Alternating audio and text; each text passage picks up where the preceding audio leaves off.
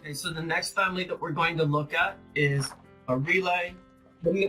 What's the main difference between a relay and a switch? And what do they have in common? Well, we just talked about switches. They're a component used to open or close a circuit, and they're actuated manually. A relay is similar to a switch, but it's operated electrically. An electrical signal in one circuit causes the relay to actuate and open or close the circuit automatically. You may have heard of contactors. Contactors function the same as a relay. They're just much bigger in size and in power loads. GE's made a lot of acquisitions. We have product families that are named Agastat, Axicom, CII, Hartman, Kilovac, OEG, Potter and Brumfield Products Unlimited, and Schrack, in addition to our own TE connectivity. So we have a big portfolio of products for all industries. We just talked about what a switch does. It turns on and off a circuit. A relay controls a circuit by a low power signal with complete electrical isolation between the control and the controlled circuits. It basically provides a safety factor for the operator and the equipment. You're electrically isolated from the major load which is taking place. Relays are used to control the circuit with low power signal from the thermostat.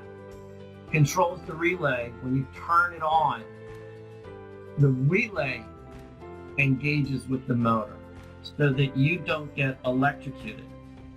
Relays are very common in cars, just to isolate the driver and the passengers from the 12-volt DC supply voltage. But everything in the car that operates electrically has to be protected with a relay. How does a relay work? We use electromechanical field for the most part to operate a switch. Solid state relays have no moving parts and operate a little bit differently. Do you notice the 4 electromagnets pictured in the slide? You can see these electromagnets. It has a metal core surrounded by a magnet wire. When a current is applied to the wire, a magnetic field is established. What occurs in the 2 pictures when the current is applied to the wire? You get the magnetic field. Solid state relays operate a little bit differently. They use a semiconductor switching element such as thyristors, triacs, diodes, and transistors. When signal power reaches a solid state relay, a light emitting diode is activated. The diode in turn triggers a light sensitive semiconductor, which then allows power to pass through it. Solid state relays have higher speeds, no noise, no wear and tear. Regular relays and contactors, they're mechanical. They're more mechanical. In the diagram, you can see the basic elements of a relay. You have the insulation or yoke, that's basically the body. You have the core, a solid iron wrapped with magnet wire, which provides a path for magnetic flux. You have an armature, it's a hinge to the core assembly and mechanically linked to 1 or more sets of the moving contacts. You have a spring. It holds the armature in place so that when the relay is de-energized, there is an air gap in the circuits. And then you have contacts. The contacts can be classified as NC for normally closed or NO for normally open. So that when the signal occurs in NC, they're normally closed. When the signal occurs, they open up, and normally open when the electrical signal path comes, they close. What do you need to know about the application? Well, will it be mounted on a DIN rail? Will the relay be mounted in a socket? Will the relay be mounted into a printed circuit board? Will it have solder tails? Or will it have quick disconnect tabs? Relays can be either DC or AC. In an AC coil, so over time, your alternating current goes on and off, up and down. But when it reaches this midpoint, where it's basically off, that would cause a relay to lose connectivity. However, in AC coils, there's something known as a shader ring. The shader ring is a copper ring or band which is usually utilized to produce a rotating magnetic field. This prevents there from ever being a time when there's no magnetic field present in an AC relay. Otherwise, it would turn on and off, constantly switching on and off with the alternating current. Because there's a 90 degree out of phase additional field, it always stays on. There's no time when both the shader ring field and the AC are both at this 0 position right here. When we talked about switches, we talked about single pole, single throw, single pole, double throw, poles and throws. It's very similar for relays. You have double pole right here to double throw. Very similar how they operate. What's confusing is relays, they don't call them the same way. They don't label them single pole, single throw, single pole, double throw. And they function that way, but instead they call them by a form name. So rather than customer requesting a single pole, single throw relay, they may say that they need a Form A or a Form B relay. It's just another name for the same exact item. So if you want a single pole, single throw, you request a Form A if it's normally open, a Form B if it's normally closed. The form is just a designation that the National Association of Relay Manufacturers came up with. So if I look at Form C, another name for that would be single pole, double throw. You take a look at the contacts in a relay. This is what they look like. Some of the things you need to be concerned about are the contact material, the contact rating, the inrush current, and over voltage, and we'll discuss those. The resistive nature of the contact is considered in material selection based on the input voltage and current of the relay under load. Over voltage and inrush currents loads can damage the relay contact over time. Minimal voltage and current may require gold plating of the contacts. Eventually, however, the plating would probably burn off due to repeated cycles. Most relays will use silver plating because of its lower cost and its high conductivity. It's possible that in your relay, there's going to be arc. It's going to happen most of the time as the contacts get close to each other and as they separate the back away. If something's turning on and off quite quickly, it's possible that the contacts could heat up so much that they would become, from the arcing, that they could become welded closed. That's not good. When they open up, they arc. When they close, they arc. Also, there's something known as contact bounce.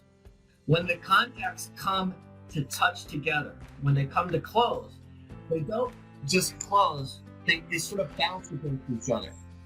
So if you're working in a digital system, there's going to be a microsecond of 10101010 being generated. Now, usually the designer of the system accounts for that and can minimize it. But if you had an analog system that you're using the relay in, that contact bounce could produce unwanted interference in your system, noise that you don't want. Another issue that takes place with relays is known as inrush current. It's an input surge on a cold circuit. If you have a cold circuit, immediately the current spikes. You must consider inrush current in design of the relay. When it's cold, there's a huge surge of current going through the filament in a light bulb. And the same thing takes place with your relay. Some relays are known as safety relays, that they contain force-guided contacts. In a safety relay, normally open and normally closed contacts must not close at the same time. That also includes when a contact might break. Remember, these are mechanical. For relays, these are being used for safety purposes. The contact set consists of at least one normally closed contact and one normally open. The contacts are mechanically linked so that the normally open and closed contacts must never close at the same time. It has to be guaranteed for the life of the product. These might be used in very, very large machines where you have to press two items to prove that your hands aren't in the machine so that they don't get crushed. If one contact welds in place, it's going to be impossible for the other contact to close. If a spring breaks, position of the armature will not change to allow both contacts to close. there's going to always be an open air gap of at least 0.5 millimeter for one of the contacts in each pair. And there's specs that have been written about it, EN 50205, where you would use this. Another relay item are called latching relays.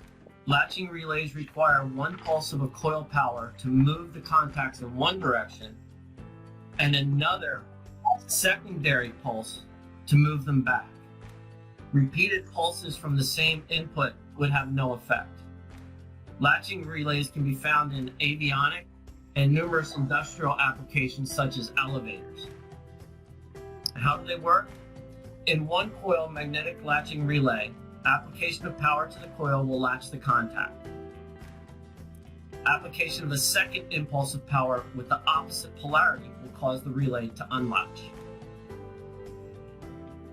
If you had an application with an elevator, let's say, and you have a relay, and you're going up to the top of the building, and you're using a latching relay, and suddenly the electrical power to the building was to be cut off, there would be no more magnetic field. Therefore, the relay would open up and you would crash to the ground inside the elevator. But with a latching relay, if the power is cut off, it's still locked in that same position so that it won't plummet to your death. There has to be a pulse from the opposite polarity in order to allow the relay to open up and to take you to the next floor. We talked a little earlier about how solid state relays work. This is what solid state relays would look like. There's solid state electronic switching devices, switches power to the load circuit.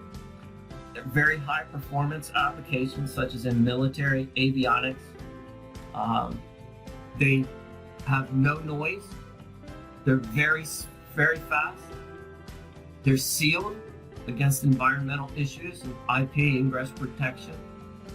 They're very small, and they don't have any contact bounce because they're operating with a LED, light emitting diode, and a photoresistive material. Areas which are explosion risks. One other item that we want to discuss about relays is ATEX. ATEX is a standard in the industrial and energy market for products which are sealed to prevent explosion in applications such as oil, gas, mining, and chemical environments. As I said, when the contacts come together or break apart, there is an arc which takes place. If you're in a petroleum refinery and you expose the air to arcs, an explosion will occur. Therefore, these special relays that gain ATEX approval are totally enclosed and sealed, so that while there's still an arc, it won't be able to react with the petroleum vapors which might be in the air. Other concerns we mentioned, I'll just point them out and they're summarized on this slide, are inrush current. There's a huge surge in the inrush current when the relay is first actuated or turned on. You must be able to specify a relay which is capable of handling that large inrush. So taking a look at some of TE's portfolio products. I said earlier that we have product in the Agastat, Axicom, CII, Hartman, Kilovac, OEG, Potter and Brumfield, PMB, Products Unlimited, Schrack, and TE for every one of our businesses.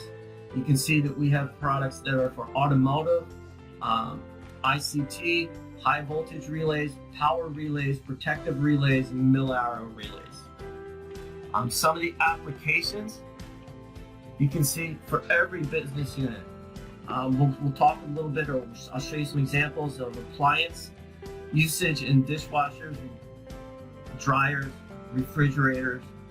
We'll see some in automotive, some medical industry, such as hospital beds. Energy utilizes them in switchgear and solar. Industrial, building buildings use them in the HVAC systems, industrial controls, welding equipment, and in the rail industry. This chart on the next page shows the 4 different types, basic types that TE has as far as their operating range. You can see that automotive relays, low voltage because a car battery is fairly low voltage, but it's DC and it's high current. Telecom relays are basically signal relays. That's low current and low voltage. Everything in the middle it can be termed a general purpose relay. Some of the telecom products and signal relays that TE has, these are for data devices, automotive applications, as well as some industrial applications. TE manufactures panel plug-in relays for the industrial business unit, HVAC type equipment. They range from 10 milliamps to 30 amps. There's also power printed circuit board products. These are used in the appliance business unit. Another item which is used in the appliance business unit is the T9G. It's the smallest relay in its class while maintaining standard footprint. The T9V is used for electric vehicle applications for charging cables. Force guided safety relays, you can see some of the product families that we have here. This is a light curtain where it's operating right there. Another application would be automatic sliding doors. Remember with safety relays, the one contact's normally open and one contact's normally closed at all times. High performance products are used primarily by AD&M application. They include Agastat, CII, Hartman, and Kilovac type products. Some of the products you're going to hear or could hear of would be the TO5, 100 grid relay, single relays, signal relays, mid-range relays, solid state relays, time delay relays. Applications in the military, aerospace defense, military are very stringent due to the fact that these are going into airplanes and rockets and war equipment. CII's brand solid state relays include AC and DC versions with output ratings up to 25 amps. You can see the solid state versions, high frequency relays, up to 6 gigahertz. I said earlier TO5, what I'm referring to is this is the TO5 package. Looks like a hat, if you will. They provide high performance over a long period of time. They contain high pressure contacts in a hermetically sealed housing. The contacts have no or very little contact bounce and reduce contact arcing and unwanted noise. The next item we see is the FC335. It, once again, like basically all the AD&M relays, is hermetically sealed. It's used for harsh inductive motor and lamp load applications, and it's still mil spec. We have relay applications in appliances. So here we have some applications we'll go through. For the appliance business, what are they focusing on? They're focusing on these 4 platforms of relays, which is what they want to sell. These are new focused products which fit with their business strategy, the PCJ, the QJ, RZ, and T9G, which I already mentioned. What they consider to be mature product, use if the green won't work for the customer, these mature products can probably be offered to the customer to retain them, and you can see the 4 product lines that are there. And then there's 3 product lines that they're exiting the business on: ORWH, OZ, and SDT. So they've sort of classified their relay products in this way. So here you can see TE's space-saving RZF relays, are printed circuit board relays with top-mounted quick connect tabs for load connections. They have a lower profile than some similar relays and rated up to 16 amps.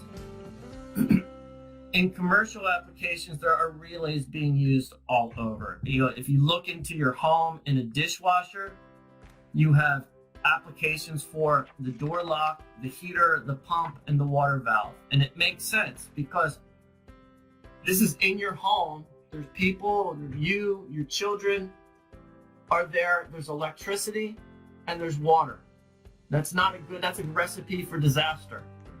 So by keeping relays built into the dishwasher, you're separating that load, that household current, away from the user who is programming the dishwasher so that it cleans. So it's the safety. Same thing can be experienced with washing machines. You can see all the different relays that are on this board. Okay, there's water involved. Okay, you need functions of the motor, you need functions of the pump, you need functions of the heater, you need functions of the lid or door locking, you have functions of the buzzer or alarm. All have to be controlled to isolate the user, the person doing the laundry, from the electricity. Same thing in your cooking, in your oven. You want to separate the user from any liquids or getting burned, getting electrocuted. So the door has a lock, the heater has a lock, the slate has a relay. If there's a gas oven, you still need to turn it on and off, so that's protected with a relay. There's a fan, that's protected with a relay. Different boards, different relay boards that you can find inside of the dryer. There's some examples. And in a refrigerator, this is a refrigerator compressor. You can see the different applications that would be available for a refrigerator. This is the compressor. In automotive, you have what are some of the market drivers for automotive industry which would lead to an increase in relays? Why would you need relays in a car now more than ever before? We all want to have heated seats. We all want to have Apple CarPlay, and we want to have rear camera, and we want a great audio system, and we want windows that will roll up and roll down with one touch. Each of those circuits requires isolation, and that's where relays come in. It's all the options that you have on your car.